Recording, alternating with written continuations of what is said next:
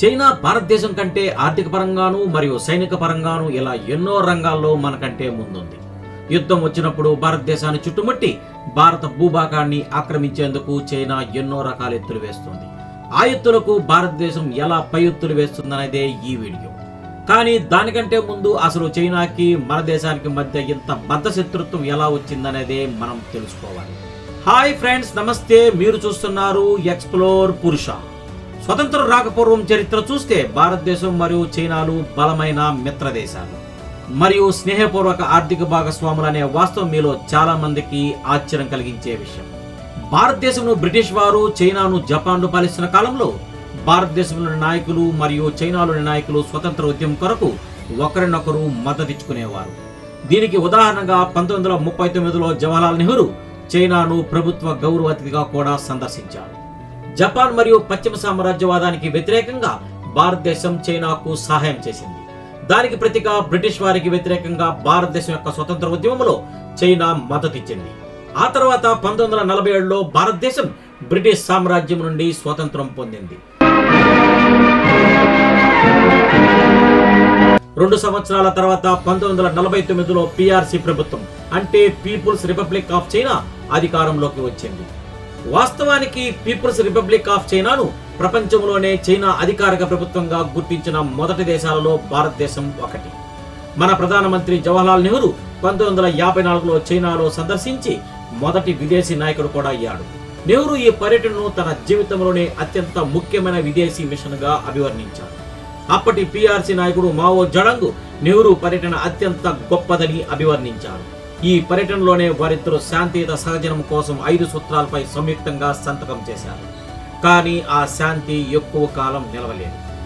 చైనాలో సిసిపి అధికారంలోకి వచ్చిన వెంటనే చైర్మన్ మావో టిబెట్ దేశం చైనా భూభాగం కావాలని కోరుకున్నారు. అందుకోసం చైనా టిబెట్ లో తన సైనిక ఉనికిని పెంచుకుంటూ వచ్చింది. చైనా సైనికుల అరాచకాలు పెరిగిపోవడంతో టిబెటన్లు 1958లో సిసిపి బలగాలను తరిమి కొట్టాలని తిరుగుబాటు జరిపారు. దీన్ని భారతదేశం నిశితంగా గమనించింది. భారతదేశం ఎల్లప్పుడూ టిబెటన్లతో స్నేహపూర్వక సంబంధాలనే కలిగి ఉంది. కాబట్టి భారత్ నాయకులు ఈ పోరాటంలో పాల్గొనకూడదని నిశ్చయించుకున్నారు. 1959లో దలైలామా తన ప్రాణాలకు భయపడి టిబెట్ నుండి భారతదేశానికి పారిపోయారు. ఇక్కడ అతనికి ఆశ్రయం లభించింది. ఇది చైర్మన్ మావోకు నచ్చలేదు. చైనాకి వ్యతిరేకంగా టిబెట్ తిరుగుబాటుదారులకు భారతదేశం మద్దతు ఉందని అతను భావించాడు. ఇది అతని దూకుడును భారత్ వైపుకు మార్చింది. భారతదేశ సరిహద్దులు ఆక్రమించడం ద్వారా అతని దురాక్రమణ పెరిగింది. ఇలా భారతదేశంపై చైనా తన శత్రుత్వం పెంచుకుంది. ఇంకా ఇప్పటి విషయంలోకి వద్దాం. చైనా భారతదేశాన్ని యుద్ధంలో గెలవడానికి భారతదేశం చుట్టూ తన కూటమిని ఏర్పరుస్తుంది. దీనిని ఎదుర్కోవడానికి భారతదేశం ఎటువంటి ప్లాన్ రెడీ చేస్తుందో చూద్దాం. చైనాకు తెలుసు ఇండియన్ ఓషన్ లైన్ అంటే హిందూ మహాసముద్రం ఎంతో ప్రాముఖ్యతతో కూడి ఉందో. దీనిని ఎవరైతే నియంత్రిస్తారో వారు ఆసియాపై ఆధిపత్యం చలాయిస్తారు అని. ఇండియన్ ఓషన్ చుట్టూ 28 కంట్రీస్ మరియు 5 ఖండాలు ఉన్నాయి. అవి ఆసియా, ఆఫ్రికా, అంటార్కిటికా మరియు యూరప్, ఆస్ట్రేలియా. ప్రపంచంలోనే 17.5% ఆఫ్ గ్లోబల్ ల్యాండ్ ఏరియా కూడా ఉంది. దీంతో చైనా సహాయం ముసుగులో భారతదేశం చుట్టూ ఉన్న పేద దేశాలకు అంటే ఎకానమికల్ గా వీక్ సిచ్యువేషన్ లో ఉన్న దేశాలకు రుణాలు ఇవ్వడం ద్వారా వారిని గుప్పిట్లో పెట్టుకుని హిందూ మహాసముద్రంపై పట్టు బిగించేందుకు ప్రయత్నిస్తుంది. 10 సంవత్సరాల కనిష్ట స్థాయికి చేరిన తన విదేశీ మార్గ ద్రవ్య నిల్వలను పెంచుకునేందుకు చైనా నుండి మిలియన్ రుణాన్ని పాకిస్తాన్ తీసుకుంది. దీనికి ప్రతిగా పాకిస్తాన్ లో ఉన్న ఓడరేవులను లీజుకు పొందింది. శ్రీలంకకు మరియు మయన్మార్కు కూడా చైనా రుణాలు ఇవ్వడం ద్వారా అక్కడ ఓడరేవులను లీజుకు పొందింది. అంతేకాకుండా ప్రస్తుతానికి మాల్దీవుల వైపు కూడా తన అడుగులు వేస్తుంది. భారతదేశాన్ని కట్టడి కొరకు చైనా భారతదేశం చుట్టూ ఉన్న ఓడరేవులను తీసుకుని సైనిక స్థావరాల్ని ఏర్పరిచింది. ఇది ఒక తీగలాగా ఏర్పరిచింది. దీనినే స్ట్రింగ్ ఆఫ్ పెరల్స్ అంటారు.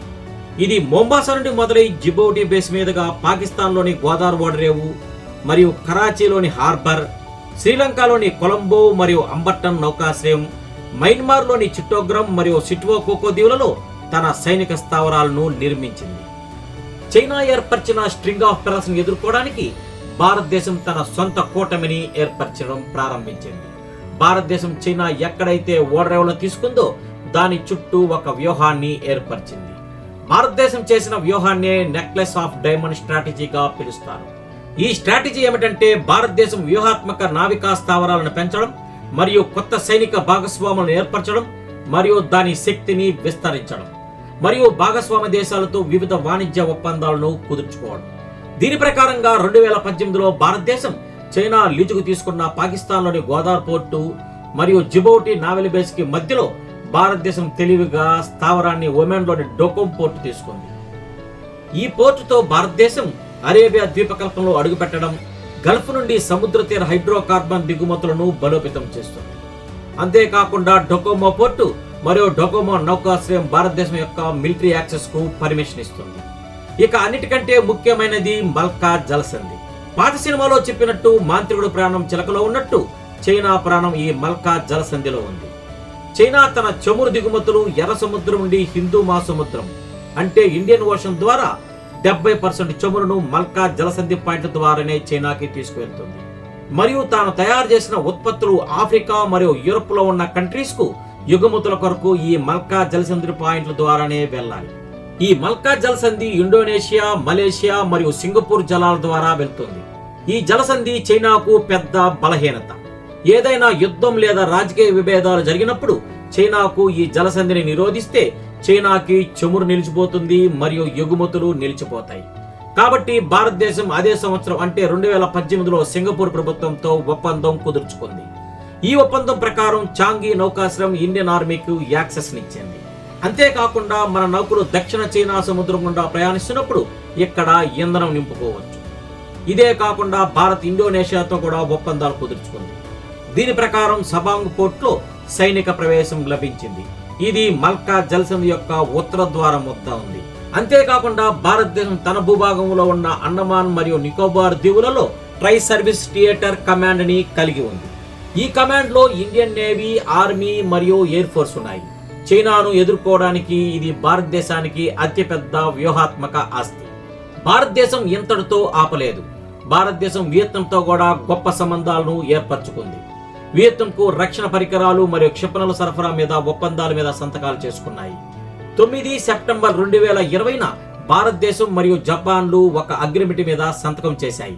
దీనినే అక్రిడేషన్ మరియు క్రాస్ సర్వీసింగ్ అగ్రిమెంట్ గా పిలుస్తారు. ఈ అగ్రిమెంట్ ద్వారా రెండు దేశాలు మిలిటరీ సప్లై మరియు సర్వీసింగ్ మరియు అవసరాలకు అనుగుణంగా ఇతర పోర్టులను వాడుకోవచ్చు. ఈ రెండు దేశాలు చైనాకి అతి దగ్గరగా ఉన్న దేశాలు. ఫ్రెండ్స్, ఇప్పటి వరకు నేను పెట్టిన ఎఫెక్ట్స్ మీకు నచ్చినట్లయితే ప్లీజ్ లైక్ చేయండి, షేర్ చేయండి, సబ్స్క్రైబ్ చేసుకోండి. చైనా ఈ మల్కా జలసంధి ఏ రోజుకైనా ఇబ్బందిని తలిచి తన రెండవ మార్గం ఎంచుకుంది. అదే బెల్ట్ అండ్ రోడ్ ఇనిషియేటివ్.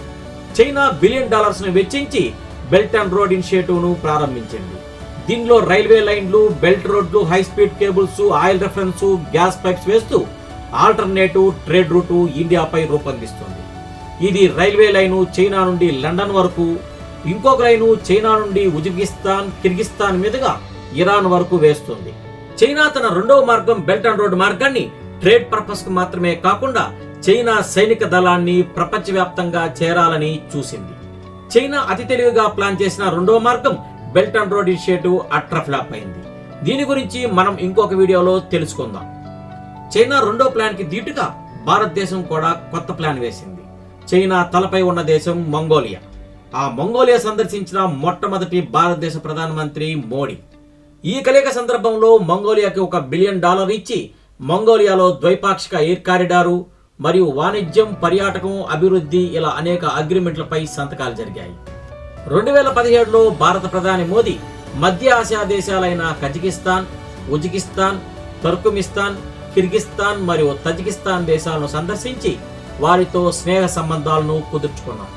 ఇది మధ్య ఆసియాలోని వాణిజ్య మార్గాలను విస్తరిస్తుంది. చివరిగా చైనా రైల్వే లైను ఇరాన్ కు ఎండ్ అవుతుంది. కాబట్టి అక్కడ కూడా భారతదేశం చబౌటా పోర్టును లీజుకు తీసుకుంది. దీంతో అన్ని పాయింట్లు కలిపితే ప్రపంచ పటంలో చైనా చుట్టూ హారంగా చూస్తారు. ఇదే నెక్లెస్ డైమండ్ స్ట్రాటజీ. అయితే భారతదేశానికి ఇది సరిపోదని తెలుసు. అందుకే వేగం పెంచింది. పెద్ద పెద్ద అడుగులు వేసుకుంటూ తన క్రెడిట్ లైన్ ను విస్తరించింది. భారతదేశం ఇప్పుడు క్రమంగా పొరుగు వారికి డబ్బులు అప్పుగా ఇవ్వడం మొదలుపెట్టింది. బంగ్లాదేశ్ కు $8 బిలియన్, శ్రీలంక ఇటీవలి ఆర్థిక మందీలో ఉన్నప్పుడు $2.1 బిలియన్, నేపాల్ కు $1.7 బిలియన్, మాల్దీవులకు $13 బిలియన్ ఇలా డబ్బులు ఇవ్వడంలో జోరును పెంచింది. ఇవే కాక భారతదేశం చైనాని ఎదిరించాలంటే చైనా శత్రు దేశాలతో కూడా చేతులు కలపడం ముఖ్యమైనదిగా భావించింది. దీనికోసం భారతదేశం క్వాడ్లో చేరింది. ఇది గ్రూప్ ఆఫ్ 4 కంట్రీస్. ఈ కంట్రీస్ లో యుఎస్ఏ, జపాన్, ఆస్ట్రేలియా మరియు మన ఇండియాతో రూపొందించబడిన ఒక అనధికారిక సంస్థ.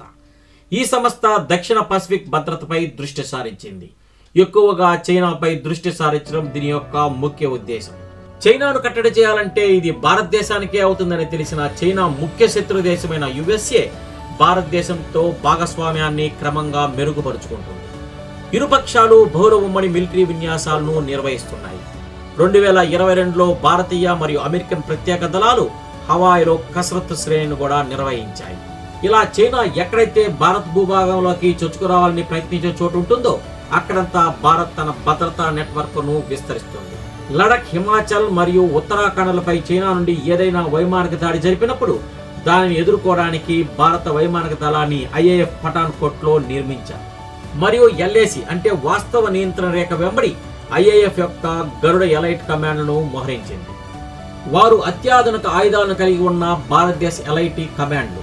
వీరు స్పెషలిస్ట్ ఆపరేషన్స్ కోసం మోహరించారు మరియు అన్ని ఫార్వర్డ్ పోస్టుల దగ్గర హెలిప్యాడ్లను నిర్మించారు.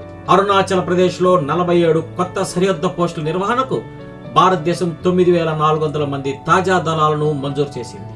చైనాను ఎదుర్కోవడానికి ఈశాన్య ప్రాంతంలో భారతదేశం యొక్క చికెన్ నెక్ వద్ద మరో S-400 స్క్వాడ్రన్ మోహరించారు. ఫైటర్ జెట్ కార్యకలాపాల కోసం భారతదేశం తూర్పు లడాక్ లోని నియామా ఎయిర్ఫోర్డ్ ను కూడా అప్గ్రేడ్ చేస్తుంది. దీనితో భారతదేశం తన జెట్లను వాస్తవ నియంత్రణ రేఖ వెంబడి నుండి 50 కిలోమీటర్ల కంటే తక్కువ దూరంలోనే నిలిపి ఉంచుతారు.